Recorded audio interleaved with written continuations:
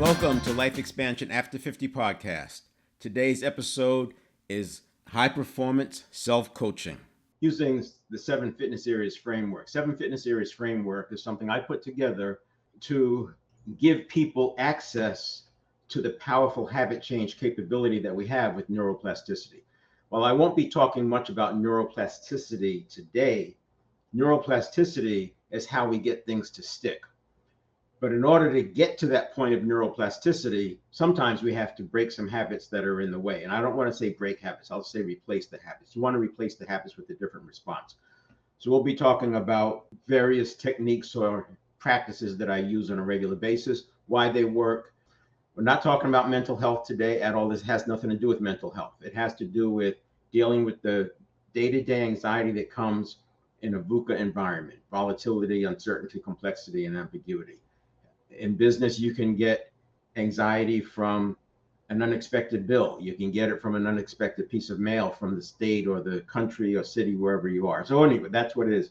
What it's not is, it's no mystical mumbo jumbo. This is not law of attraction. Law of attraction was created in the late 1800s. So it's been repurposed and popularized and talked about differently, and it got new life with quantum physics and all, but basically law of attraction is from the late 1800s. I did use some of these principles. I've been reading these books since the 70s, and I did use some of the principles that are there because they work. It's just that in the 1800s, they didn't have the brain scan capability that we do today to be able to see exactly what's going on in the brain. So again, it's not any mystical mumbo jumbo. I think it's different than anything you've seen, at least parts of it. And I think within 30 minutes, you'll see at least two things, well, at least one thing, maybe two, that create a dramatic shift. And I'm going to say this now. For some people who hear this dramatic shift that I'm talking about, some of them just reject it right out. It's just, no, there's no way. That's crazy. Or they shut down. Same thing. Another group will work feverishly to make it connect to something that they've already known. This is like confirmation bias, almost like cognitive bias is coming into play because they know that what they know is true, and now they're hearing this and it sounds right, and they're trying to make it fit, and they're making things up. That's the second group. And then the third group just blanks out. And it's actually the third group that audio event is going to be really good for, because that group that blanks out, in my opinion, is a cognitive dissonance happens because they realize there's two things that exist. There's the thing that they believed most of their adult life, and then there's this thing I'm telling them which seems plausible and it doesn't work, and there's a cognitive dissonance that happens. That cognitive dissonance is actually present when neuroplasticity is going on. So a lot of times if you just get away from something, for me, because I'm constantly pushing on the outer limit, for me, I know when that cognitive dissonance hits, I'm about to have a breakthrough. You can't have a breakthrough without having a break with the past, and that break with the past creates that cognitive dissonance. And I know that just going to bed, not right away, it doesn't have to be, but I know that when I go to sleep, my neuroplasticity kicks in a little bit more because you're not getting any cues. The brain is able to do its thing. You're getting rest. Neuroplasticity requires some rest. You wake up, you hold brand new outlook. And I've gotten so used to it that I can spot it coming in. And that's what we'll talk about. What I wanted was a way to reset the conditioning without hours of meditation. Now, nothing against meditation. I think meditation is really powerful. I first learned meditation in the martial arts as a teenager and did not like it because the focus was on perfect meditation and your mind is racing and all that. I like what Emily Fletcher says about it. She says the objective of meditation is not to get good at meditating. The objective is to get good at life. So when you look at it from that standpoint, meditating, there's so many benefits to it. I would never take anything away from it. However, some people are in such a stress response, they're so deep into that fight or flight, freeze or faint, and they can't even think about meditating, let alone do it. So for that group, we have to have some way to get them there. I didn't want to rely on the woo-woo gap. This was an important stake in the ground for me because, and I'll go back, there's a book by Wayne Dyer I read. It's called You'll See It When You Believe It. It was a great book, lots of good stuff in there. Now Wayne Dyer, a lot of his material goes along with the law of attraction, but again, this was in the 1800s, and all of these books from that New Thought era, they essentially say the same thing because the philosophers were finding out, they were studying the same kind of information. And anyway, there's a part in the book that I remember, this is 30 years ago I read this book, and I still remember it. And he was having an interview with Deepak Chopra, and he said they talked about, I think it was Deepak. He said, when you're on purpose, you can manifest anything you want. He said, if you want an ice cream cone, just want the ice cream cone, and the ice cream cone shows up. And I took it literally. I said, no, come on, man. And that was that woo woo, right? That's an example of that woo woo. So now you do have, probably everyone listening to this or watching this video has experienced visualization working. It's very easy to get to a place where you're having to rely on explaining these things through woo woo. And that's what I call the woo woo gap. It starts with manifestation, but then you hear people, oh, the universe gave it to me. I'm hoping the universe will bring that to me. I got it from the universe. And I'm not knocking them for saying that, but what I needed with the 7 Fitness Series was something that was sustainable and reliable and worked.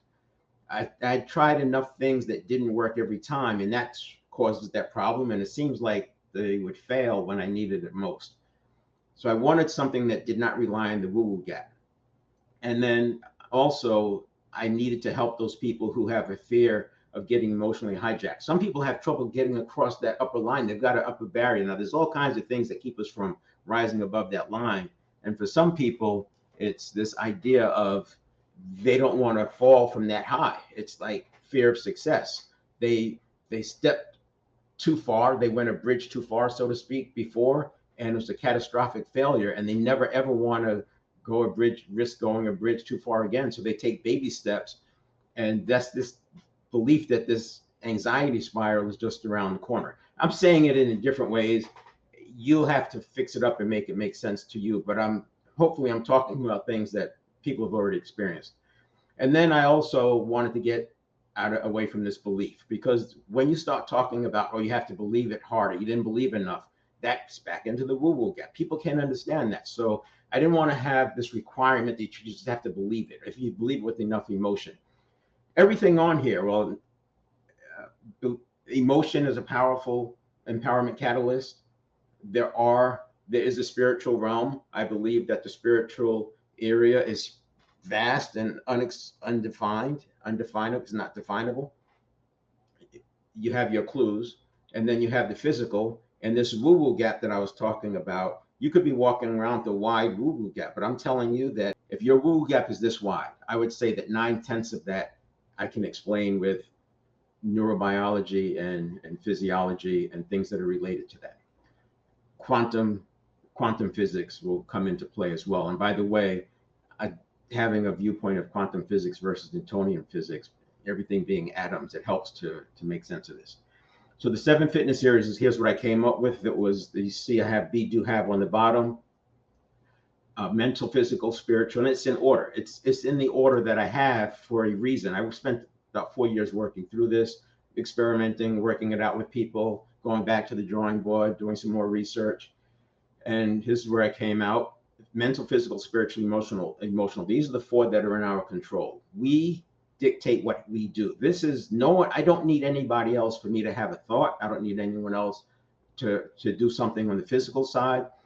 Spiritual, and I don't mean the spiritual realm here. I'm talking about our higher self. I'm talking about our relationship with whatever that spiritual realm is for you. I'm not getting into religion. It doesn't matter what you believe. This is very contained in what you can do with mental, physical, spiritual. And then emotional is very important. Now, while the first 3 are probably critical, the emotional has the biggest risk, is the area with the biggest risk, because it can knock you off course. The emotional, I call it the gateway to the right side being the health, wealth, love, and happiness, right? Relationships, professional, financial. Again, it's in order. The emotional part can be an empowerment catalyst, and it can be a huge resistance factor. We've all seen people being triggered, and when they're triggered, they do not have access to their full capabilities. We've also seen people do things way above their level. You see this happen in sports when they get emotionally charged. It's that right balance, and they're playing out of themselves. We used to say they're playing way over their head, but they're winning, right? And it's like everybody's like tiptoeing around because they don't want to trigger this thing. Well, what I wanted to do when I came up with this was to find out, what does it mean to trigger that thing, and how do we maintain that state?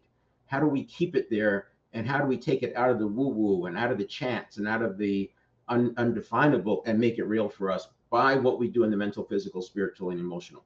And then relationships, professional and financial. When I'm working with the client, the way this works is that we'll do laps around this section here. We'll do laps until we can get to the point where we're ready to go over here. Now, what'll happen, because they don't come to me to say, hey, I want to learn, how to better control my habits. They come because they have an objective, and that objective requires them to be a different person. So in becoming that different person, there's reasons why they haven't become that person before. There's risks, there's threats, there's scary stuff, and then there's opportunities that they don't want to give up. Avoid, gain a benefit or avoid a loss. It's the same thing. At the extreme, that becomes fear and greed. And that's what shows up. And that's what keeps people from getting here, because as you get close to that and you get excited, excitement can have the same signature as anxiety. And what will often happen is that they start getting anxious thoughts, even though they should be happy. They get anxious thoughts, and that triggers more anxious thoughts. And next thing you know, they're thinking about, oh, I'm jinxing it. That's, I think, where that term probably came from, because people start talking about it in an excited way. Next thing you know, they're not jinxing it. What's happened is you've brought in some other anxious thoughts, and now you've gotten tight. Because you've gotten tight in sports, they would say that you choke. So the emotional gateway is very, very important. It's important to be able to infuse yourself with positive emotion. And it's also important to be able to turn around the negative emotion. We're not talking about suppressing. Very, very important to not be suppressing, because when you suppress negative emotions, you also limit your ability to experience the positive emotions.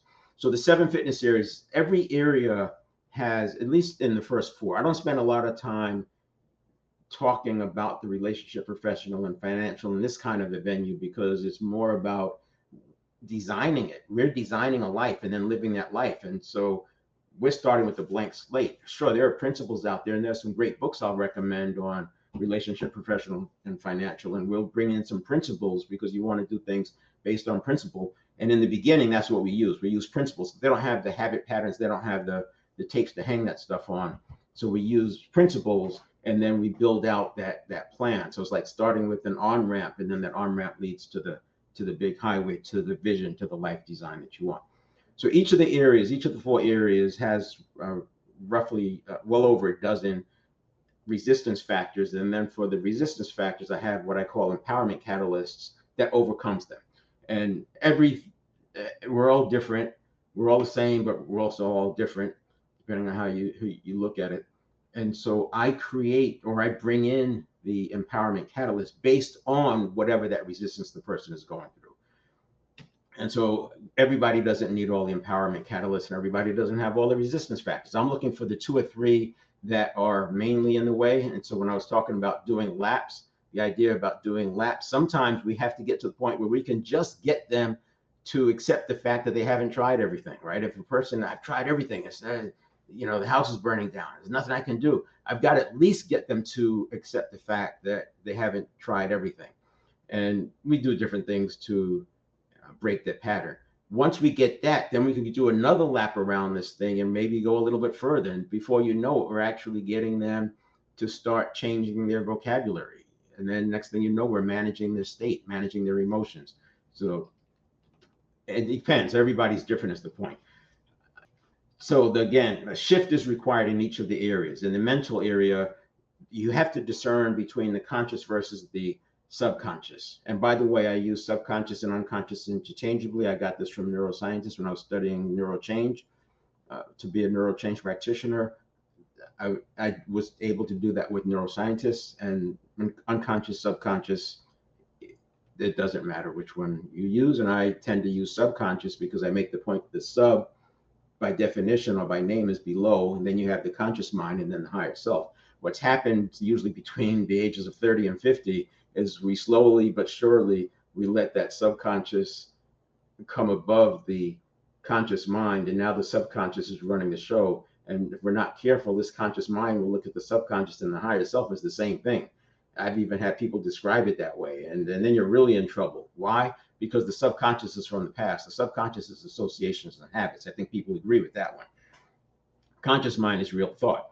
But if the subconscious is associations and habits from the past, then doesn't it stand to reason that if we're going above the line and working on something new that we've never done before, those responses and those reactions coming from those past associations probably need a second look. We probably need to cut the deck. And that's why I talk about we want to make it a data point.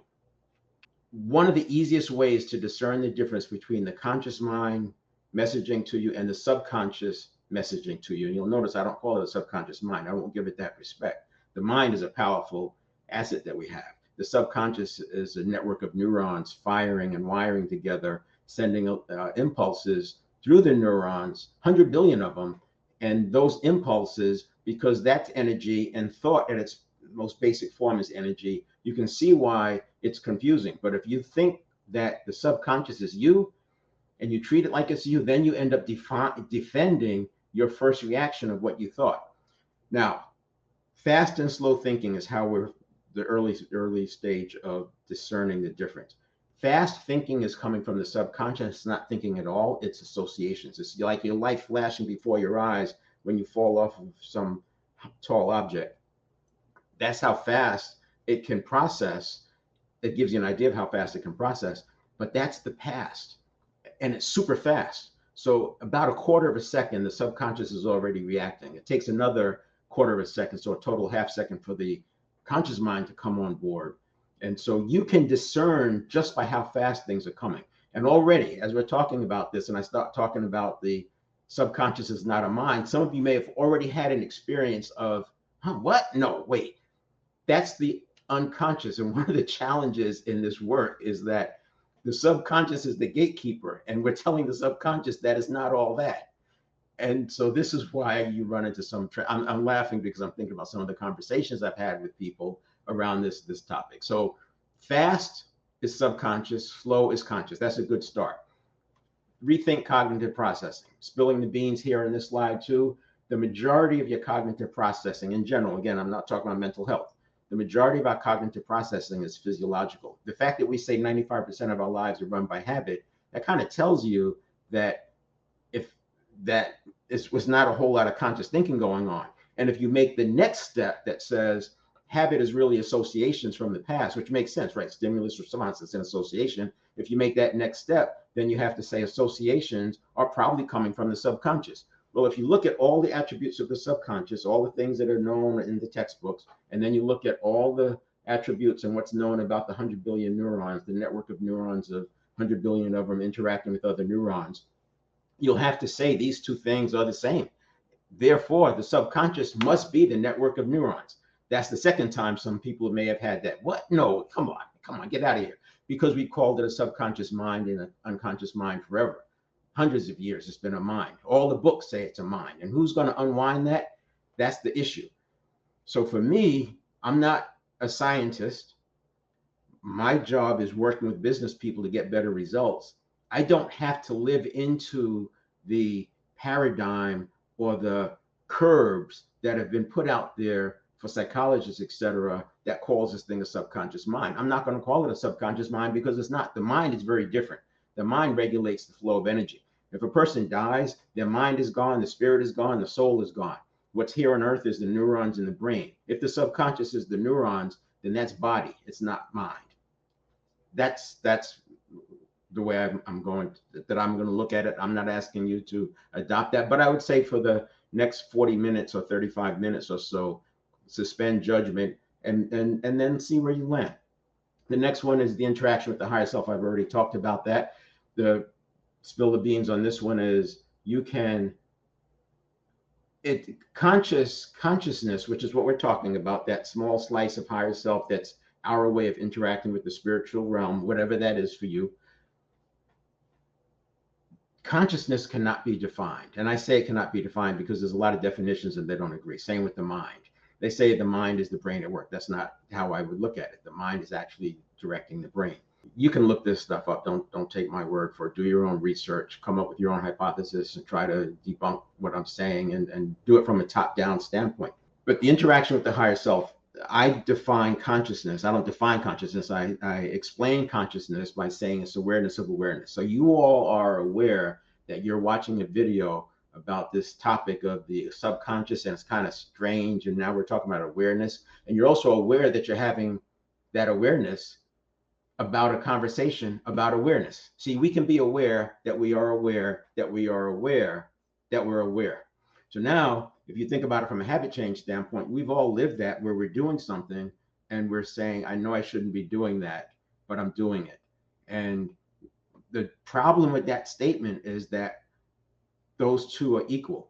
I should not be doing it, but I am still doing it. What I would argue is that the awareness is the mind, is you, your highest self. And the thing that's making you want to keep doing it, that's the subconscious, that's the habit patterns. That's what we've got to break. If you do something as simple as get up and take a walk, and you can even play a game with yourself and say, if I still want to scroll on social media, if I still want to eat that chocolate candy that I'm not supposed to eat, after I take the walk, I'll eat it. I'll give myself that permission to eat it. The reason why we play that little game is because the subconscious is already off and running and it's firing off those patterns, and the habit sometimes is hard to stop. And this designed to make you stay alive. The purpose was to stay alive long enough to procreate. So it's very, very powerful. It will overpower your willpower. But if you break the pattern and you get a whole different set of neurons firing, it's not even important. That chocolate candy, no, I don't even want that anymore, because now this other thing is more exciting. And then the emotional area, maintaining a growth mindset. And this is about, one, stopping the triggering from happening, and two, when you do get triggered, to turn it around quickly. Now, most of you have experienced somebody being triggered, and if you wait too long, the adrenaline flows, the cortisol flows, and next thing you know, they're in a bad space because they're not able to get back. And this is what I was talking about, running those laps around mental, physical, spiritual, and emotional. We have to start small and at least get a little bit. What I first need is at least give me 5 minutes of peace for this person, and then 10 minutes, and then 15 minutes. And once I have that 15 or 20 minutes of peace, we can start introducing new concepts. Like some of the stuff I'm talking about right now, if they're in fight or flight and stress response and freeze and faint, and I've tried everything mode, it's not going to go in. So that's the idea.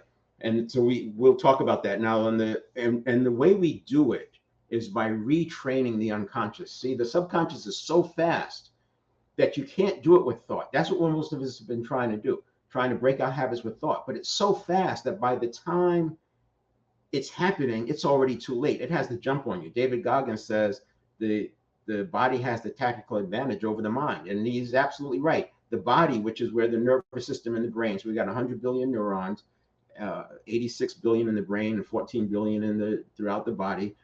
And that's where that firing is going on. And it's so fast, it does have the tactical advantage over the mind because the reaction time is a quarter of a second. I already talked about reconditioning the subconscious. We're training it. I'm literally giving you a reset button. And I've asked 100 people, would you like a reset button that resets your subconscious so that your habits match or and aligned with your goal and your life design? I think 99 out of 100 would say yes.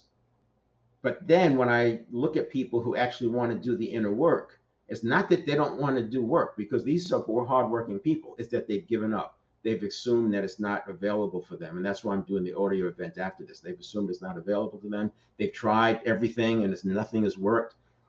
But what's interesting is, I bet if you go back and look at some of the things you've tried, it probably works as good as a placebo does, right? A placebo. And there are some medications, some prescription medications in the US that they don't even give the medication, they give the placebo because it works.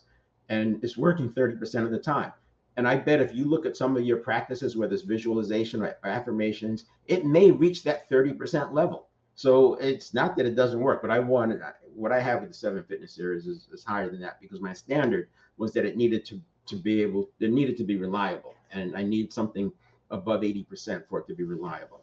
We'll leave it there and pick it up with part 2 in the next episode.